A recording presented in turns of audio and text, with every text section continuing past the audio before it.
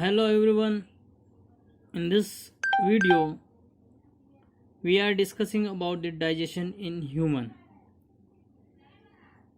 We take in food through the mouth, then the food passes through the continuous canal which begins at the buccal cavity and ends at the anus. The canal can be divided into the various compartments. The compartments are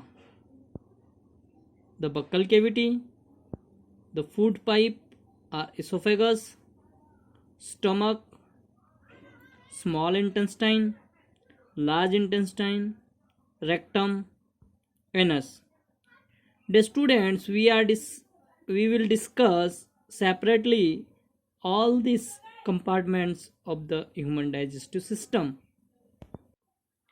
In the human digestive system, there are three associate glands that are very important for the digestion of the food.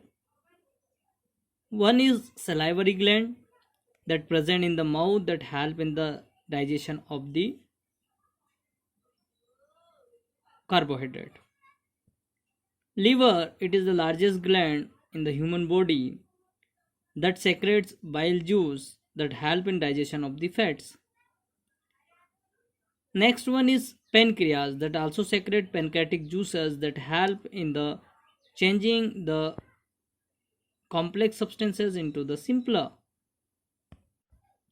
The first compartment of the alimentary canal, it is the buccal cavity and mouth.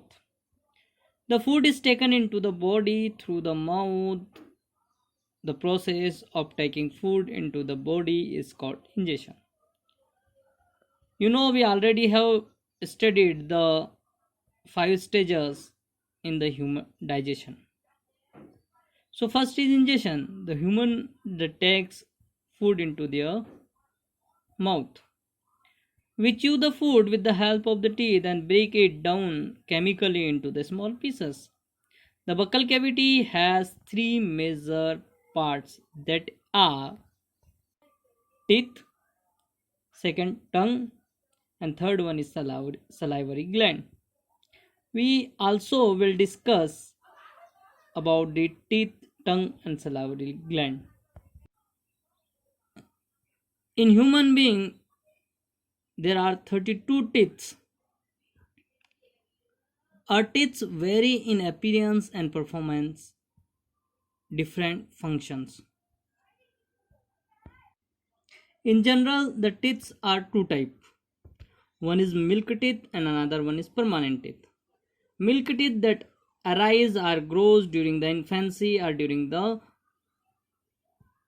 infancy period, and they fall off at the age of the 6 to 8 years. These are termed as milk teeth. The second set replace them are the permanent teeth that are up to the end of the life, or that may be fall before the death. On the basis of the function and structure, the teeth are four types. First one is incisor that used to cut the food particles. Second one is canine that help in the tearing of the food. Third one is premolar and molar that help in the grinding and chewing of the food material. The next part of the buccal cavity, it is tongue. The tongue is a fleshy muscular organ attached to the back to the floor of the buccal cavity. It is free at the front and can be moved in all directions. Tongue help in different functions. So there are the four major functions of the tongue. First one is it helps in taking food. Second, it helps in mixing saliva with food. Third, it helps in swallowing of food. And fourth one is very important. We also taste food with the help of tongue. See, this is the structure of tongue. and they have the taste buds on the tongue. And there is a showing the portion of the tongue have the different taste buds. The tastes are salty, bitter, sour, and sweet. After the buccal cavity, the food passes into the food pipe or esophagus. The esophagus swallowed food pass into the food pipe or esophagus. The food pipe runs along the neck and the chest. The movement of food in the esophagus is called peristaltic. It starts from the mouth and end up to the stomach. Then the food is passed into the stomach through the esophagus.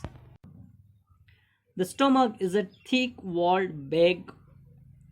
Its shape is like a flattened J, and it is the widest part of the alimentary canal. The inner lining of the stomach secretes mucus, hydrochloric acid, and digestive juices. The mucus protects the lining of the stomach. The acid kills many bacteria that enter along with the food. The digestive juices breaks down the protein into the simpler substance. The meaning it is that there is a digestion of protein takes place in the stomach. And hydrochloric acid is secreted by the inner lining of the stomach that help in the killing of these bacteria and germs that enter with the food or water. Now see, this is the diagrammatic presentation of human digestive system. Mouth, then food pipe or esophagus, then stomach. So we have discussed up to the stomach. Now another part we are discussing the small intestine. The small intestine is highly coiled and is about 7.5 meter long. It received secretion from the liver and the pancreas beside its wall. Also secrete juices. The juice secreted through the liver, it also enter into the small intestine.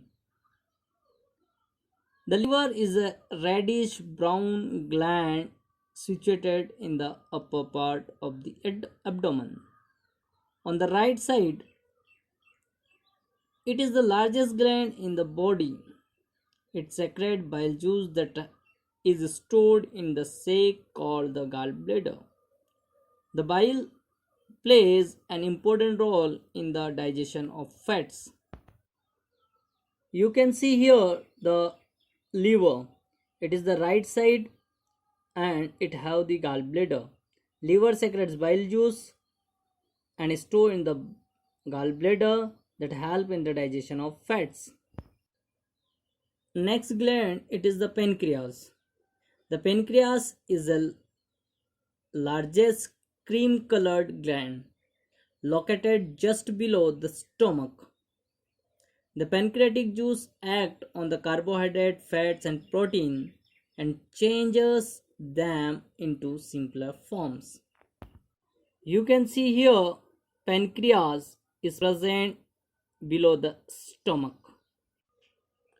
The partially digested food now reaches the lower part of the small intestine, where the intestinal juice completes the digestion of the components of the food in the following ways. The secretion of the small intestine that changes carbohydrates into the glucose. It is the simplest form of the carbohydrate. Fats that divides into the fatty acids and glycerol. Protein that convert into the amino acids. Then these can be absorbed into the blood through the finger-like projections. Now, third step, it is the absorption. So, absorption in a small intestine. The digested food can now pass into the blood vessels in the walls of the intestine. This process is called absorption. The inner wall of the small intestine have thousands of finger-like outgrowths. These are called villi.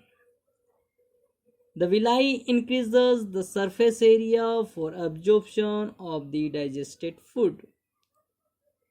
Each villus has a network of thin and small blood vessels close to its surface. The surface of the villi absorbs the digested food materials. The absorbed substances are transferred through the vessels to different organs of the body, where they are used to build substances such as protein required by the body. This is called assimilation.